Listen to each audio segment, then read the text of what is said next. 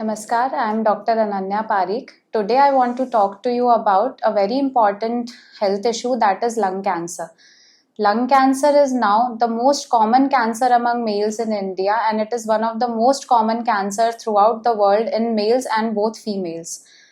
So why I'm talking to you today is because that awareness saves lives, and with awareness, if we can lead to early detection, we can cure the patient. So what are the risk factors of lung cancer? The most common risk factor for lung cancer is smoking. Be it be cigarette smoking, bidi smoking, hookah, e-cigarettes or smoke along with passive smoking. That is, if the someone else is smoking and you are standing nearby, it can also lead to lung cancer. So apart from smoke, the other factors that could be pollution, the smoke from chulhas, asbestos and certain other chemicals. Exposure to these factors can also lead to lung cancer.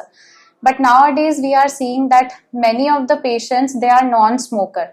So what leads to that? It could be because of the pollution and some genetic factors. So how do we know that something is wrong? So some of the warning signs or some of the signs and symptoms are a cough that is persisting for 2 to 3 weeks, cough in which blood stain is there is shortness of breath or there is wheezing that is continuing for up to 2 to 3 weeks, there is sudden loss of weight, anorexia, loss of appetite and constant fatigue is there. So if you are having any of such symptoms, so please consult your physician or consult your doctor so that the signs could be catched up early and the cancer could be diagnosed at the earliest stage. So how to diagnose lung cancer?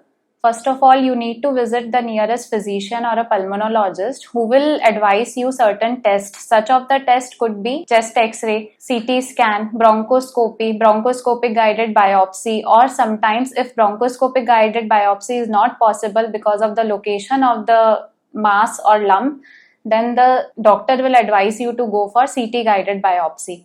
Now, after such test, when the diagnosis comes, now we have to do the molecular test as well, because the treatment has advanced so much that the molecular testing definitely changes the course of the treatment of the patient. After such test, when the diagnosis is done, then you can consult your oncologist. So after the diagnosis, for the staging workup, the doctor will advise you to go for the PET CT scan and MRI brain, plus certain other tests as well as depending upon the stage. So after the staging is confirmed, if we talk about the treatment options, so in lung cancer now the treatment has quite advanced. According to the stage, in the early stage, the treatment options could be surgical evaluation followed by surgery or either radiation therapy. In the locally advanced stage, the patient could be advised to go for the chemotherapy followed by radiation therapy or surgical therapy. In the metastatic stage, that is stage 4, so we have targeted therapies, immunotherapies and chemotherapy. So according to the genetic test of the patient, the therapies are decided. So if we talk about what are targeted therapies and immunotherapies, so the targeted therapy, they specifically act upon the certain mutations which could come under your NGS or mutation testing reports. The immunotherapy, how does it work? It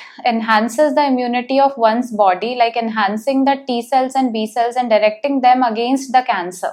If we talk about chemotherapy, so chemotherapy directly kills the cancer cells which are already there. So in the latest advancements, the therapy is being decided by the genetic makeup of the patient or particularly what mutations patient is harboring. With the latest advancements, the side effects are minimum. The targeted therapies are more and more upcoming according to the mutation. We have immunotherapies, and even if we give the chemotherapy, with the latest advancements, there are no side effects like nausea, vomiting. Even now we have the machines which can prevent hair loss of the patient. So my request to all of you is that please don't ignore the warning signs such as persistent cough for more than 2 to 3 weeks, blood and sputum, shortness of breath or wheezing, weight loss, anorexia or fatigue. Kindly go and meet your doctor, because awareness is the key to save lives. If you are smoking, so kindly make a step towards quitting smoking. Every cigarette avoided is a step towards health. And for those people who are at high risk of detection of lung cancer, like such as those who are chronic smokers, those who are constantly exposed to pollution, those who have a family history, after a certain age like 40, low dose yearly screening with low dose CT can help to detect early and save lives. Remember, awareness and early action are the best weapon against the lung cancer. Together, we can act upon it and save many lives. Thank you. Take care of you and your loved ones.